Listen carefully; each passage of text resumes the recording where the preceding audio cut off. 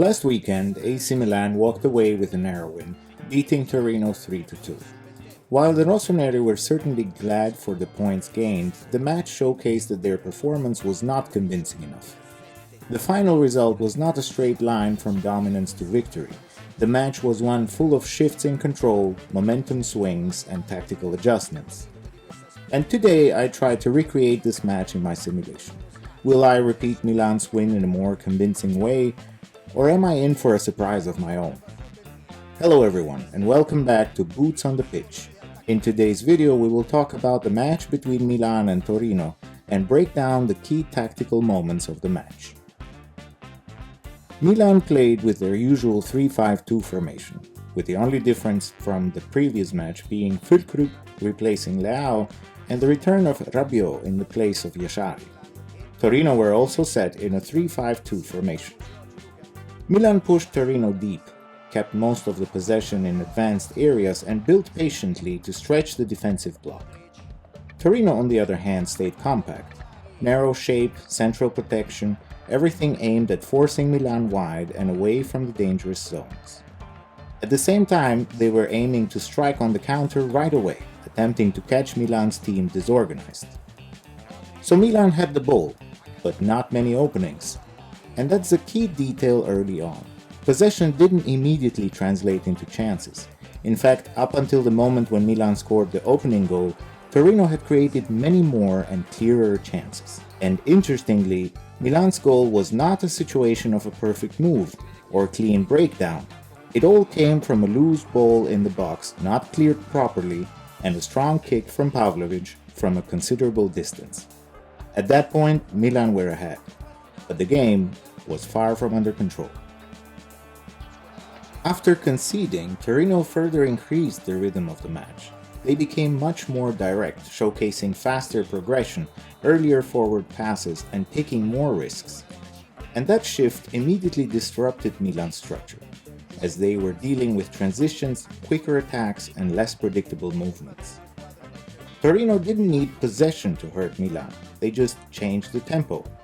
Milan struggled to adjust to that shift, and before halftime, it cost them. Torino's equalizer came during one of those faster attacks, when Milan's defensive shape wasn't fully set.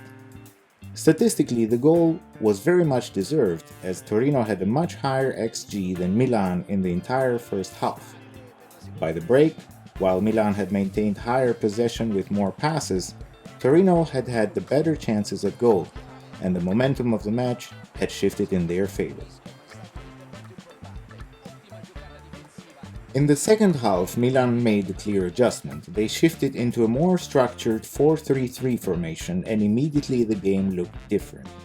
The spacing improved, especially through the midfield. Players between the lines became more available, and progression through the center became quicker and more intentional. Instead of circulating around Torino, Milan started breaking through them. More players started occupying dangerous zones. There was more presence around the box and more vertical intent.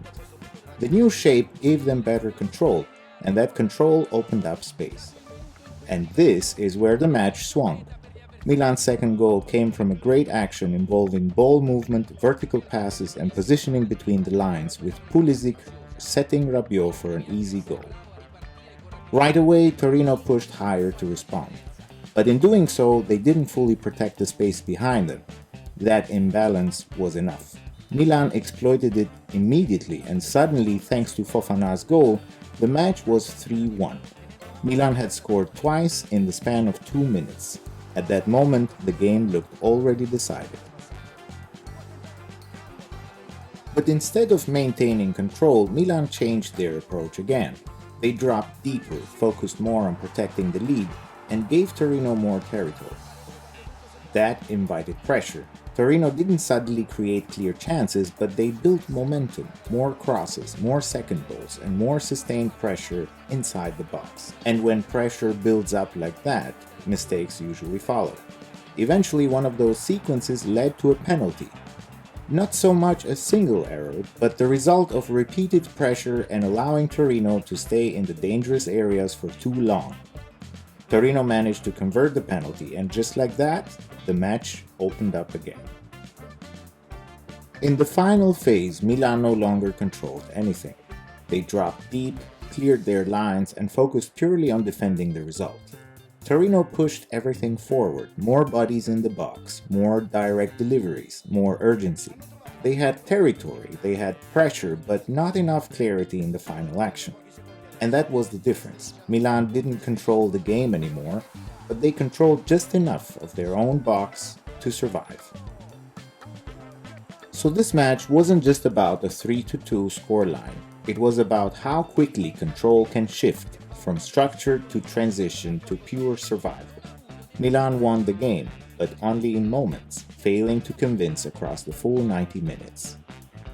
Next, Milan faced Napoli away, a difficult match between the second and the third place teams that many say will determine the fate of these sides as we approach the end of the season.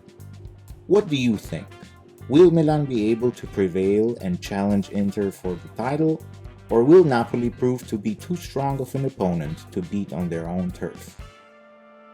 As you noticed, in today's simulation, not only was I not able to achieve a more convincing win against Torino, I ultimately ended up losing at the last minute. Leaving you with the highlights from the match, thank you for watching Boots on the Pitch, and I will see you in the next one.